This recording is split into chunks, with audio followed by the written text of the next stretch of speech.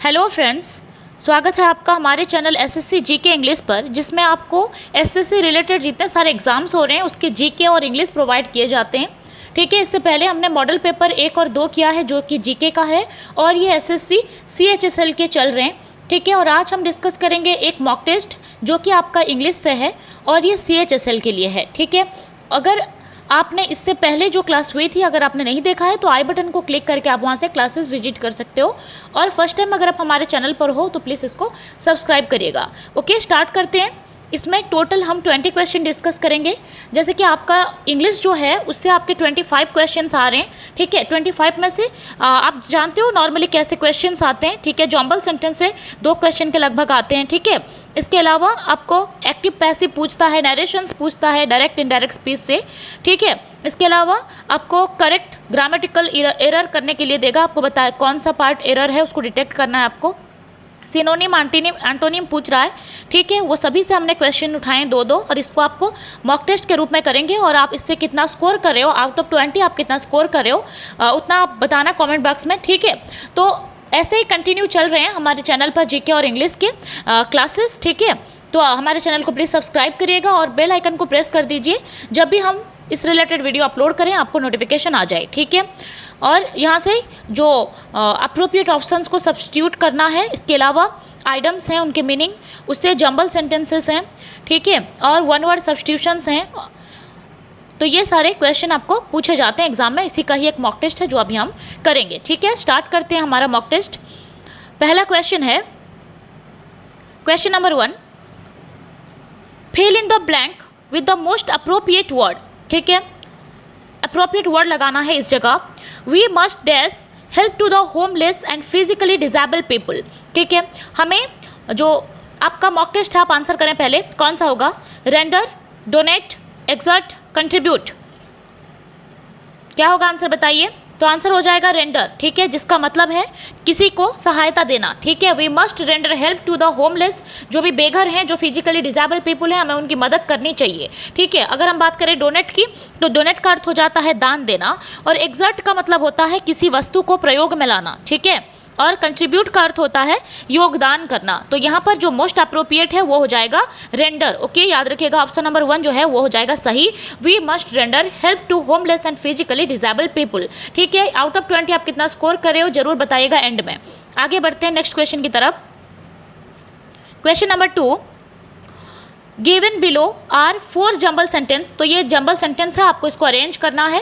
पहले मैं ये बता दे रही हूँ कि जंबल सेंटेंस को आप करेंगे कैसे। सबसे पहली बात, आपको जो स्टेटमेंट होगा उसको पहले रखना है, और उससे रिलेटेड वाला टर्म को फिर पीछे रखना है, फिर उससे रिलेटेड जो होगा सेंटेंस उसके बाद वाला उसको फिर पीछे रख के ऐसे करके अरेंज करना है। ठीक है, और एक बात बता रही हूँ, ये जितने सारे 20 क्वेश्चन है ना, तो क्वेश्चन आपको एग्जाम में 25 आ रहे हैं, और ये जो 5 क्वेश्चन हैं वो आते हैं आपके कंप्रेंशन के, जो कि पैराग्राफ टाइप दिया होगा और उसमें आपको करना है। ठीक है, तो जो क्लास लंबा हो जाएगा इसलिए मैंने उसको अलग से रखा है, तो उसको मैं नेक्स्ट वीडियो में अलग से ही कंप्रेंशन करवा दूंगी, जो कि पैसेज होगा। ठीक है, उस रिलेटेड। और ये आउट ऑफ 20 जो है अलग अलग सब्जेक्ट्स, अलग अलग टॉपिक्स के हैं। ठीक है, और किस टॉपिक पर आपको खास करके अगर आपको पार्ट वाइज वीडियो चाहिए कि आपको आज नरेशन का चाहिए, कल आपको सिनोनिम एंटोनिम को चाहिए, अगर वैसे आप चाहते हो तो प्लीज़ आप कमेंट करें, कमेंट के हिसाब से ही मैं क्लास प्रोवाइड कर दूंगी। या फिर आप चाहते हो कि ऐसे ही मॉक टेस्ट यानी मिक्स क्वेश्चन करवाए जाएँ जैसे कि एग्जाम में होते हैं। ठीक है, आप करिए, कमेंट करें जरूर, उसी के हिसाब से मैं क्लास प्रोवाइड करूँगी। ठीक है, तो हमको अरेंज करना है।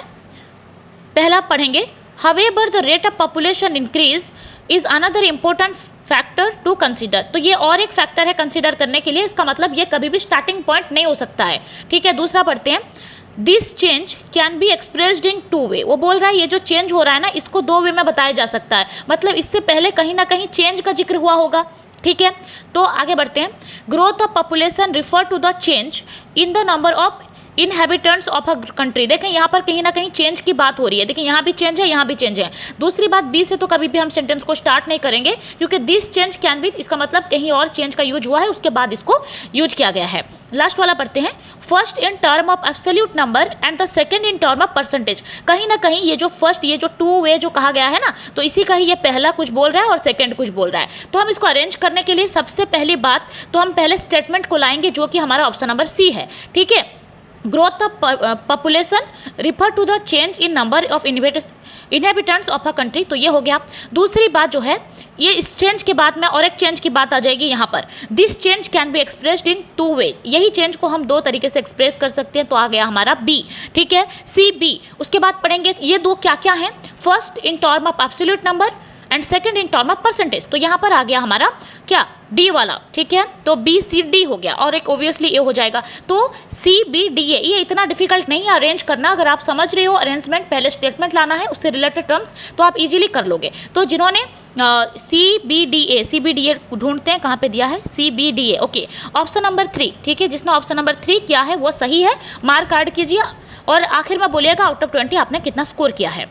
नेक्स्ट प्रश्न है, select the passive form of given sentence, ठीक है, आपको पैसिव बनाना है, आपका एक्टिव वॉइस ये रहा, the manager keeps the work pending, ठीक है, तो मैनेजर कहीं ना कहीं आपका सब्जेक्ट है और आपका वर्क जो है वो ऑब्जेक्ट है, और पासिव में हम ऑब्जेक्ट को सब्जेक्ट और सब्जेक्ट को ऑब्जेक्ट करते हैं, है कि नहीं, तो हमारा वर्क जो है वो आ जाएगा पहले, तो द वर्क हो गया, ठीक है, तो द वर्क तो सभी में है। अच्छा देखते हैं, तो यहाँ पर कीप्स दिया हुआ है, दैट मीन ये प्रेजेंट में सेंटेंस है, तो the manager keeps the work pending, जो मैनेजर है वो वर्क्स को पेंडिंग रख देते हैं, या फिर वर्क जो है वो पेंडिंग रह रहा है मैनेजर द्वारा, ऐसे ही हम कहेंगे, तो द वर्क इज, ठीक है, द वर्क इज ऐसे ही ढूंढना है, वज तो नहीं होगा, पास्ट हो जाएगा, हैज बीन तो हम लिख नहीं सकते हैं, द वर्क आर, देखिए वर्क आर कैसे होगा, तो वर्क इज ऑप्शन नंबर 3 हो जाएगा सही। The work is kept, keep से हो गया kept, the work is kept pending by the manager, और बाय लगाकर हम लास्ट जो सब्जेक्ट होता है उसको लिखते हैं, तो ऑप्शन नंबर 3 हो जाएगा सही। जो 3 कर रहे हैं 1 मार्क ऐड करें, आखिर में बताइएगा कितना स्कोर हुआ। 4 नंबर का प्रश्न है, in the sentence identify the segment which contain a grammatical error, कहाँ पर ग्रामेटिकल एरर है बताइए। One of the boy from our school have been selected for national badminton championship, देखिए पूरा दिख रहा है कहाँ गलती रह गई है, ठीक है, देखिए यहाँ पर वन ऑफ द बॉयज, आप बताएं पहले कमेंट बॉक्स पर लिखकर बताएं कौन सा होगा आंसर, तो one of the boys from our school, हमारे स्कूल का एक बच्चा, तो यहाँ बात जो सब्जेक्ट हमारा है वो सिंगुलर है, ठीक है, तो बॉयज तो है plural, but one of the boys mean boys में से एक, तो हमारा सब्जेक्ट कहीं ना कहीं क्या हो गया, सिंगुलर, अगर सब्जेक्ट सिंगुलर है तो वर्ब भी हमारा सिंगुलर ही होगा, तो इसके लिए हम हैज बीन सिलेक्टेड नहीं कर सकते हैं, ये गलत हो गया, तो हो जाएगा हैज बीन सिलेक्टेड, तो यही हो गया गलत, देखिए हैव बीन सिलेक्टेड जो है वो गलत है, ढूंढिए कहाँ दिया है, ऑप्शन नंबर 1 इज करेक्ट, क्योंकि हैव बीन सिलेक्टेड के जगह हैज बीन सिलेक्टेड होना चाहिए। Next question, select the correct synonym of the given word, तो ये जो वर्ड है ना ऑब्लिगेटोरी, इसका सिनोनिम यानी समानार्थी शब्द आपको बतानी है जिसका मीनिंग सेम हो, तो ऑब्लिगेटोरी का अर्थ क्या होता है, आप पहले बता दीजिए, कमेंट के जरिए बताइए, फिर मैं करती हूँ। ऑब्लिगेटोरी का मतलब होता है अनिवार्य यानी बाध्य कर, ठीक है, जो बाध्य करो करना ही करना है तो उसको कहते हैं हम ऑब्लिगेटोरी, तो ऑब्लिगेटोरी इनमें से किसका मीनिंग होगा बताइए, मैंडेटोरी, रेकलेस, यूजलेस, एग्रेसिव, तो ऑब्लिगेटोरी होता है मैंडेटोरी है, ये काम मैंडेटोरी है, आपको करना ही होगा, दैट मीन अनिवार्य है, बाध्यकर है, तो यही हो गया ऑप्शन नंबर 1 हो गया सही। इसके अलावा जो रेकलेस है ना, रेकलेस का अर्थ होता है दुस्साहसी, जो दुस्साहस करता है, ठीक है, यूजलेस, यूजलेस कहने से नॉर्मली बेकार है ना, और एग्रेसिव होता है जो आक्रामक रूप से क्रियाशील होते हैं उनको एग्रेसिव कहा जाता है, तो ऑप्शन नंबर 1 हो जाएगा सही। आगे बढ़ते हैं, Select the most appropriate option to substitute the underlined segment in the given sentence. If no substitution is required, select no improvement. अच्छा, तो यहाँ पर जो अंडरलाइन दिया हुआ है फ्रेज, ठीक है, इस सेगमेंट में आपको कुछ चेंजेस लाने हैं, अप्रोप्रिएट, अगर कुछ नहीं रहना है ठीक है ये, तो वैसे ही छोड़ देना है नो इम्प्रूवमेंट के ऑप्शन के साथ, ठीक है। तो पूछा क्या है, the director will agree with the proposal if we don't exceed the budget. Answer बताएं आप क्या हो सकता है। देखिए, एक होता है एग्री विथ, एक होता है एग्री टू। देखिए, दो चीज़ जो है ना आपको इसको ध्यान रखना है कि प्रपोजल क्या है। अगर कोई पर्सन की बात कही गई होती तो वहाँ हो जाता agree with, the director agree with him, या फिर हर, या फिर कोई नेम होता, कोई पर्सन होता तो फिर हम वहाँ लगा देते एग्री विथ, बट यहाँ पर वो प्रपोजल है, कोई पर्सन नहीं है, इस वजह से हम वहाँ पर लगाएंगे agree to the proposal. Okay, you are agree to my proposal, you are agree with me, ये दो चीज़ होती हैं, ठीक है। तो फिर यहाँ हो जाएगा टू, तो इस वजह से ये हो गया गलत, ठीक है। तो इसकी जगह सही क्या हो जाएगा, एग्री टू जहाँ दिया होगा देखिए कहाँ है, ऑप्शन नंबर डी में है, एग्री टू द प्रपोजल, ठीक है। ऑप्शन नंबर जो 4 है वो हो जाएगा सही। ओके, आगे बढ़ते हैं। नेक्स्ट क्वेश्चन पर। अगर ये क्लासेस आपको अच्छे लग रहे हैं तो प्लीज़ इसको लाइक कीजिएगा और हमारे चैनल को सब्सक्राइब करिएगा, ठीक है। नेक्स्ट क्वेश्चन है, select the correct synonym of given word. ये वर्ड है, इसका सिनोनिम आपको बताना है। वर्ड है सिंटिलेटिंग, ओके। सिंटिलेटिंग वर्ड का सिनोनिम क्या है? ऑप्शंस देखिए, स्टिंगिंग, ग्लिटरिंग, फ्लटरिंग, बोरिंग, ठीक है। तो उसका अर्थ हो गया, आपको पूछा है किसका? आपको पूछा है सिंटिलेटिंग का, ठीक है। सिंटिलेटिंग का अर्थ होता है चमकदार, ठीक है।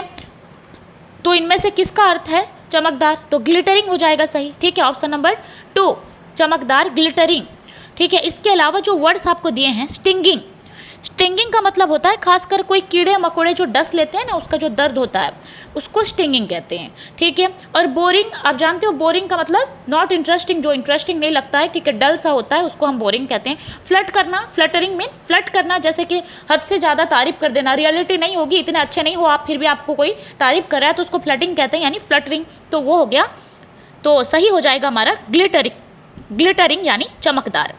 नेक्स्ट प्रश्न है, select the word which mean the same as given group of word. That mean आपको बताना है, वन वर्ड सब्स्टिट्यूट करना है इसके लिए।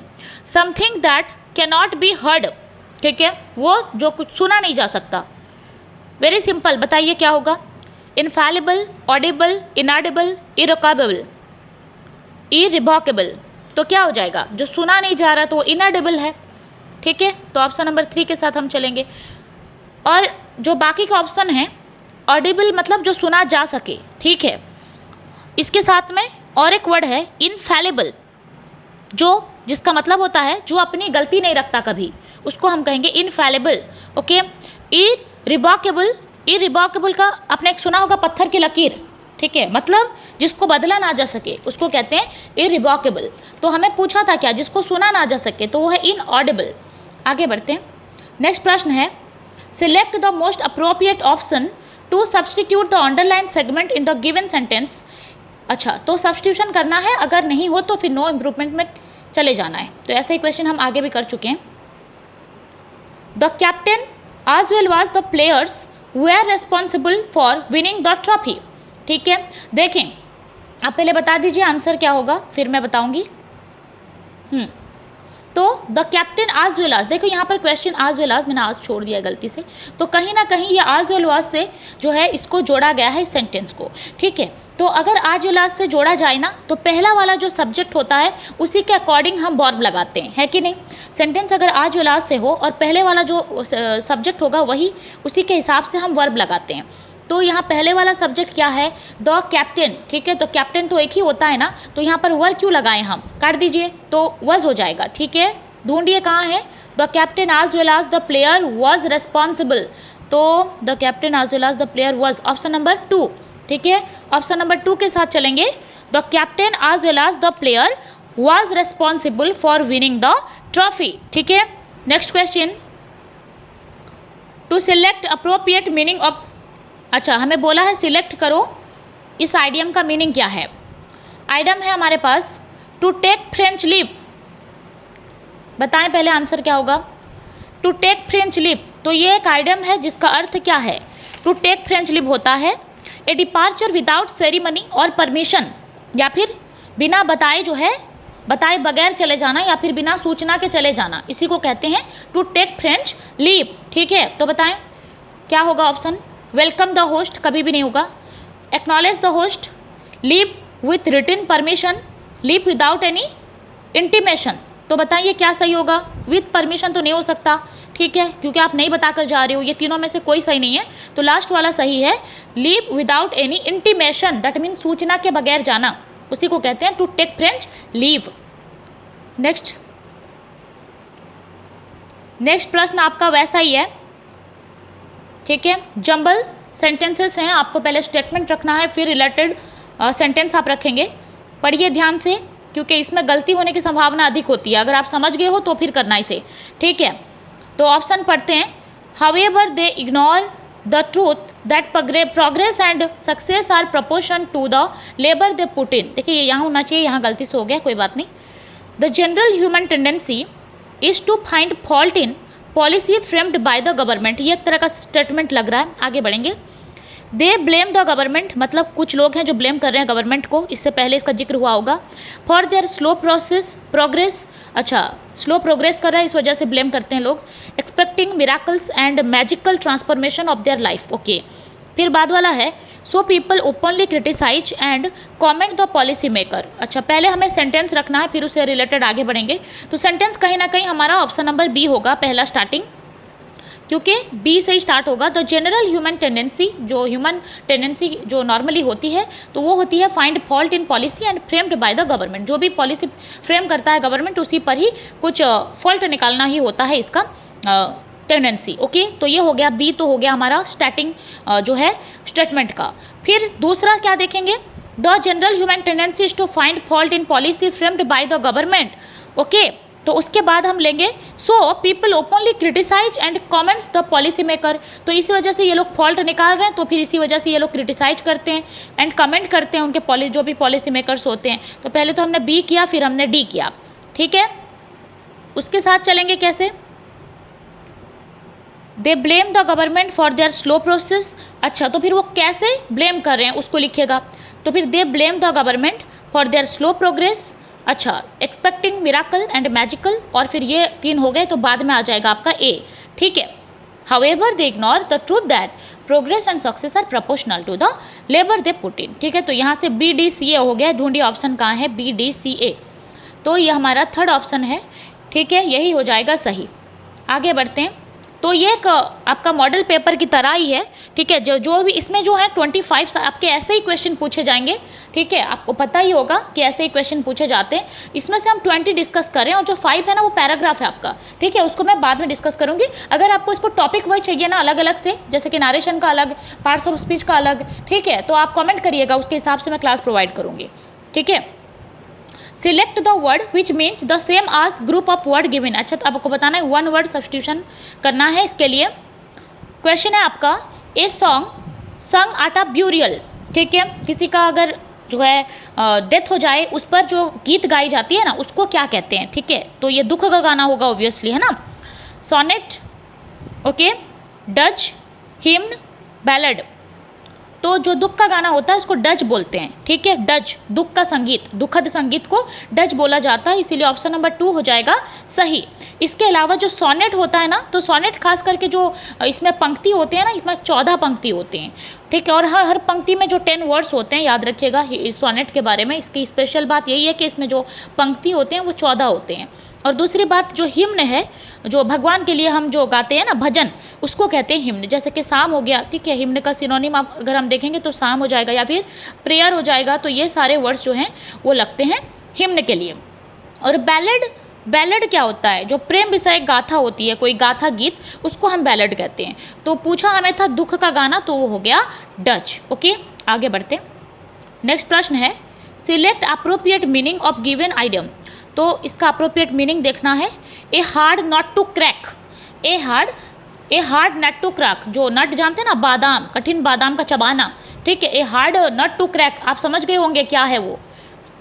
Easily disappointed, a difficult problem, not restaurant, easily encouraged. बताइए, बहुत ही इजी क्वेश्चन है ये। तो इसका हो जाएगा a difficult problem, okay. A difficult problem, option number 2 is correct. Next question, fill in blank with the most appropriate word. यहाँ एक वर्ड देना है।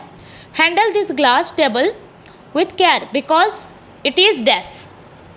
अच्छा वो हमें पूछा है जो ग्लास टेबल है ना, इसको अच्छे से हैंडल करो, क्योंकि ये क्या है, फ्रॉगल है, डक्टाइल है, फ्राजिल है या वोलाटाइल है। पहले समझेंगे, आप बताएं अगर आपको आता है तो, ठीक है। जो ग्लास टेबल है ना उसको कैरिंगली पकड़ने को कहा है, क्योंकि ये क्या है, क्योंकि ये फ्रैगिल है। फ्रैजिल का मतलब होता है भंगूर है, टूट जाएगा अगर तुम केयरफुली नहीं लेके गए तो, ठीक है। तो फ्रैजिल हो जाएगा सही। और बाकी के जो ऑप्शंस हैं उसको देख लेते हैं। जो आपका दिया हुआ है फ्रगल, फ्रगल का अर्थ होता है जितना आवश्यक हो, जितना जरूरी उतना ही, बस थोड़ा। तो थोड़ा वाला तो कुछ नहीं है। हैंडल दिस ग्लास, क्योंकि ये थोड़ा है इस वजह से इसको केयर से रखो, नहीं ऐसा नहीं है। तो ऐसा ये हो गया गलत। दूसरा जो डक्टाइल, अब डक्टिलिटी साइंस में पढ़े होंगे, जो कि मेटल्स होते हैं उनमें डक्टिलिटी होती है, यानी तार निकलने वाला जो प्रॉपर्टी होता है उसको बोलते हैं डक्टाइल, जिससे तार निकाला जा सके। आप ग्लास से तो कुछ तार नहीं निकालने वाले हो, तो ये हो गया गलत, ठीक है। और वोलाटाइल का अर्थ होता है चंचल, चुलबुला सा होना। आप इसको केयरफुली पकड़ो, नहीं तो ये चुलबुला है, नहीं, ऐसा कुछ नहीं है। तो फ्राजिल यानी ये भंगूर है, टूट जाएगा, यही होगी सही। आगे बढ़ते हैं। Select the correctly spelled word. आपके स्पेलिंग से 2 क्वेश्चन पूछा गया है, नॉर्मली पूछा जाता है, ठीक है, इसलिए स्पेलिंग के ऊपर में ज़्यादा इंपॉर्टेंस देंगे और मैं जो है अलग अलग से क्लास भी करूँगी, ठीक है। ऐसे आपको अगर मॉक टेस्ट दिए जाएँ बार बार तो इससे आपकी बेस जो है वो क्लियर हो जाएगी, ठीक है, और आपकी आदत एक बनी रहेगी कैसे आप एग्जाम में जाएंगे, ठीक है। स्पेलिंग आपको पूछा है बॉके, कहीं ना कहीं ये बॉके ही लिखा है, ओके। उसके साथ में ह्यूमिलिएशन, ठीक है, सार्केज्म, और क्या लिखा है, आई थिंक रिटालिएट, ठीक है।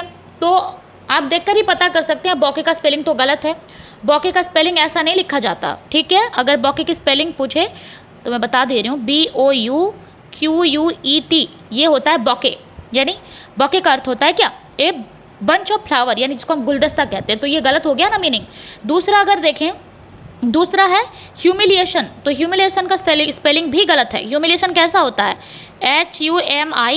HUMILIATION, ठीक है। तो ह्यूमिलिएशन का अर्थ होता है अपमान करना, तो ये भी गलत हो गया ना, गलत दिया है। अच्छा, ये 2 चीज़ गलत हो गए। और सार्काज्म, सार्काज्म सही है, ठीक है, तो यही हो गया हमारा आंसर, ऑप्शन नंबर 3, ठीक है। सार्काज्म क्या होता है, किसी की निंदा करना, किसी की निंदा में टिप्पणी देना, उसको सार्काज्म कहते हैं, तो ये वाला सही है।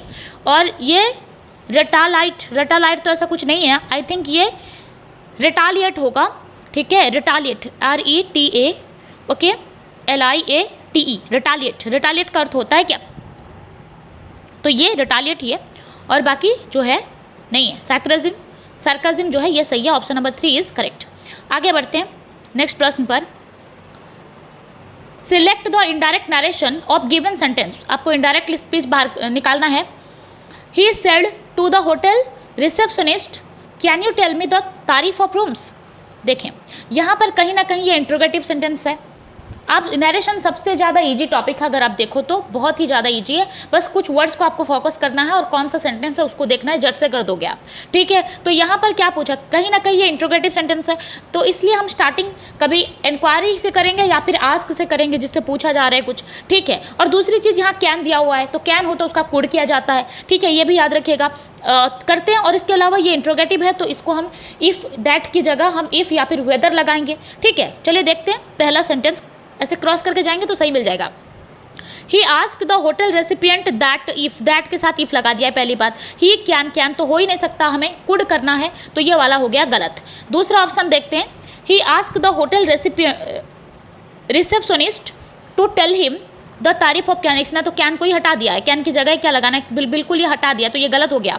थर्ड क्वेश्चन देखिए, he inquired the hotel receptionist if he, if तो ठीक लगा है लेकिन कैन वही रखा है, जबकि कुड होना चाहिए था, तो तीनों ही गलत, तो लास्ट वाला सही हो जाएगा। He asked the hotel receptionist if he could tell him the tariff of rooms, ठीक है। तो ऑप्शन नंबर 4 इज करेक्ट, ठीक है। कितने स्कोर हो रहे हैं आपको ईमानदारी के साथ बताना है, ठीक है, आखिर में बताइएगा जरूर। नेक्स्ट प्रश्न है, in the sentence identify the segment which contain grammatical error. आपको बताना है कहाँ पर गलती हुई है। सेंटेंस पढ़ लीजिए अच्छे से। I can swim very fast when I was only 5। देख के ही आप पता कर सकते हैं गलती तो हुई है इसमें। व्हेन आई वॉज ओनली 5 कहीं ना कहीं ये पास्ट की ही सेंटेंस है ना। जब मैं 5 साल का था तो पास्ट है, तो पास्ट हो गया, तो यहाँ पर कैन तो हो ही नहीं सकता है, ठीक है। तो यहाँ पर क्या हो गया, कैन ही गलत है, I can swim, option number 1 is incorrect, तो यही वाला जो है एरर है। आगे बढ़ते हैं। Next question, select the correctly spelled word. तो यहाँ पर भी स्पेलिंग पूछा है आपको।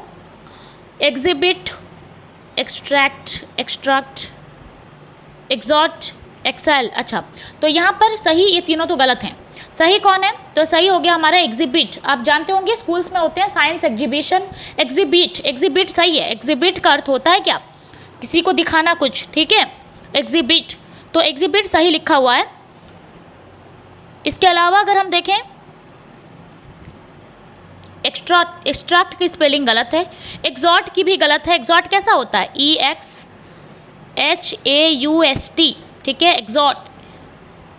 और एग्जिबिट हो गया जिसका मतलब है सार्वजनिक प्रदर्शन करना, जैसे हम साइंस एग्जीबिशन में करते हैं। और एक्सेल, एक्सेल ऐसा नहीं होता, एक्सेल, एक्सेल होता है, HALE, ठीक है, एक्सेल, जिससे हम एमिट करते हैं ब्रेथ को, ठीक है। तो ये हो गई गलत, क्या है गलत हो, सही पूछा था, करेक्टली स्पेल्ड, अच्छा सही पूछा था तो एग्जिबिट हो गया, ऑप्शन नंबर 1 इज करेक्ट। आगे बढ़ते हैं नेक्स्ट प्रश्न पर। Select the correct antonym, antonym आपको पूछा है, विपरीत बताना है, विपरीत, उल्टा। एक्सोडस का उल्टा क्या है? Departure, refund, exit, arrival. इतना डिफिकल्ट नहीं है। एक्सोडस का अर्थ क्या होता है? पहली बात, अगर इसी को आप पता कर लोगे तो इजीली कर सकते हो। एक्सोडस का अर्थ क्या होता है? निर्गमन करना, मतलब प्रस्थान करना, कोई एक जगह को छोड़ना, लिविंग करना, लिविंग अ प्लेस, ठीक है, तो प्रस्थान करना। अगर हम डिपार्चर की बात करें, ये एंटोनिम क्यों नहीं हो सकता? क्योंकि इसका सिनोनिम हो गया। एंटोनिम होता है वो जो कि विपरीत अर्थ प्रकाश करे, तो ये एक्सोडस जो होता है, डिपार्चर तो वही होता है, किसी जगह को छोड़ना, ठीक है, ये तो नहीं होगा। रिफंड क्या होता है? रिफंड का मतलब वापस किया गया धन, तो ये नहीं होगा, ठीक है। एग्जिट, एग्जिट का मतलब भी होता है चले जाना, ठीक है, जगह स्थान छोड़ देना, an act of living something, तो ये भी नहीं होगा। तो जो इसका सिनोनिम हो गया डिपार्चर और एग्जिट, तो एंटोनिम पूछा है तो अराइवल हो जाएगा सही, ठीक है। अराइवल मतलब होता है आगमन और एक्सोडस का मतलब होता है निर्गमन, ठीक है। नेक्स्ट क्वेश्चन पर चलते हैं।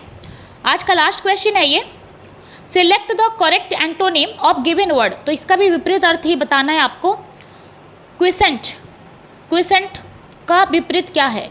पीसफुल, डिजैक्टेड, इनडिफरेंट और एक्टिव। पहली बात, क्विसेंट का अर्थ आपको पता होना चाहिए, ठीक है। क्विसेंट का मतलब होता है क्या? निष्क्रिय, यानी लैटेंट, फैलो, ठीक है। डोरमेंसी अगर कहेंगे तब भी चलेगा, इनएक्टिव कहेंगे तब भी चलेगा, ठीक है। इनएक्टिव, फैलो, लैटेंट, ठीक है, डोरमेंसी, ये सारे सिनोनिम होते हैं क्विसेंट के। तो इसका मतलब है निष्क्रिय है कोई, ठीक है। तो इसका उल्टा करोगे तो सक्रिय होना चाहिए। इन चारों में से सक्रिय कौन है? ओबियसली ऑप्शन नंबर 4, यानी एक्टिव, ठीक है, एक्टिव है, सक्रिय है। इसके अलावा देख लेंगे पीसफुल को। पीसफुल का अर्थ होता है जो नीरव होते हैं ना, शांत, उसको कहते हैं काम, क्वाइट, उसको कहा जाता है पीसफुल, ठीक है। डिजैक्टेड क्या होता है? डिजैक्टेड, बिल्कुल ही हताश है वो, मतलब वेरी अनहैप्पी, बिल्कुल खुशी नहीं है वो, उसको कहते हैं डिजैक्टेड। इनडिफरेंट क्या होता है? जो कि नॉर्मली बहुत अच्छा नहीं होता, साधारण होता है, नॉट वेरी गुड, उसको कहा जाता है। तो हमारा आंसर हो जाएगा ऑप्शन नंबर डी, ठीक है। फ्रेंड्स, हमने डिस्कस किया टॉप 20 क्वेश्चंस, जो कि आपके 25 होते हैं। हमने 5 नहीं किया है क्योंकि वो पैराग्राफ है, उसको हम करेंगे कंप्रेंशन के रूप में। नेक्स्ट क्लास में इसको अपलोड कर दूंगी मैं, ठीक है। और इससे बहुत लेंदी हो जाता क्लास, इसलिए मैंने इंक्लूड नहीं किया है। और आपको अगर टॉपिक वाइज चाहिए तो प्लीज़ कमेंट करिए कौन सा टॉपिक आपको चाहिए। पहले जो ज़्यादा आपका आएगा वोट, मैं उसी पर ही पहले क्लास करूँगी। ऐसे ही हमारे कंटिन्यू चलते रहेंगे मॉक टेस्ट। आपको अगर हमारे क्लासेस अच्छे लगे हैं और अच्छे लग रहे हैं तो प्लीज़ इसको सब्सक्राइब करिए, लाइक करिए। और आपने इससे पहले के क्लासेस अगर नहीं देखे हैं तो प्लीज़ आई बटन पर क्लिक करिए, वहाँ पर बहुत सारे क्लासेस हैं जो कि आपके SSC GK और इंग्लिश से रिलेटेड हैं, ठीक है। तो धन्यवाद।